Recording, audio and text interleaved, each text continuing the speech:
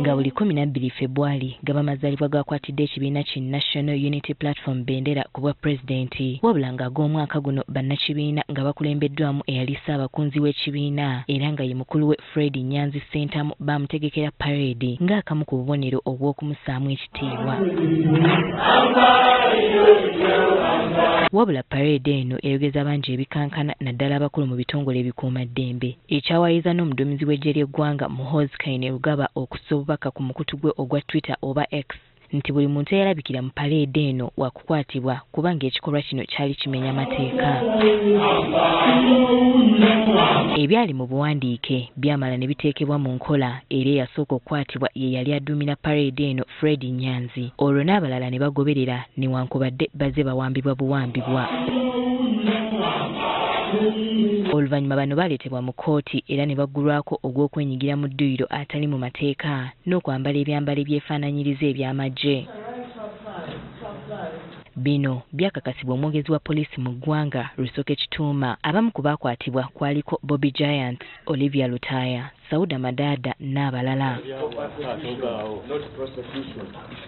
Abaana bakeera kuzi assembly zaabwe ne bakuba muko ku mukyaka turn left stand attention ne bakuba engalo abascout naki abo bonna basooka funa baluwo okuva eri minisita nti kakati mbakiriza. Bano nga bagenda mu maaso n'okuwozesebwa ate olunaku olw'eggulo waliwo akatambi akasaasaanidde ku mikutu gye mugatta abantu nga kalaga abavubuka abambadde essaati z'ekibiina ki NRM nga nabo bakola dduyiro eyeefaananyiriza ow'amagye nga balina n'omuduumizi.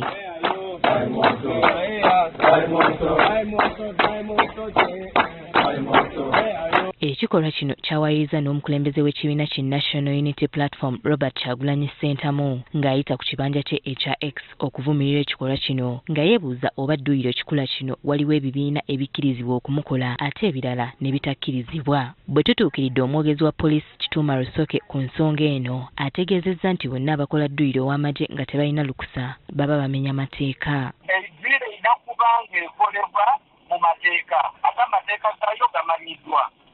Olina okufuna olukusa, olina okuba amateeka go weegali. Bw'ati alabudde nti essaawa yonna bajja kukwatibwa babitebye. Omuntu yenna guvanga bakola dduyiro gikola amateeka. Otasikola amateeka bwe bakukwata obitebya.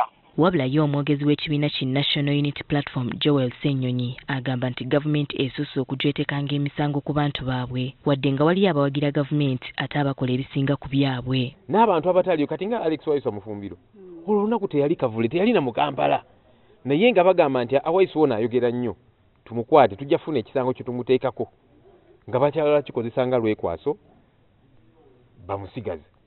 Mu kkooti emisango tegitandika n'ebirala byonna naye kati ffe nga bakikozesa okutunafuya bwe tutyo. Uniform ez'amagye ze bagamba nti z'amagye ffe twambala ebigandula byaffe n'obukofiiru bwaffe obuliko badge eyaffe ya NUP ne People Power abo tubakwate. Kati ekirindiddwa kwe kulaba ng'abavubuka bano bavunaanibwa nga bwe guli ku bavubuka ba NUP essaawa eno abali mu kkomera.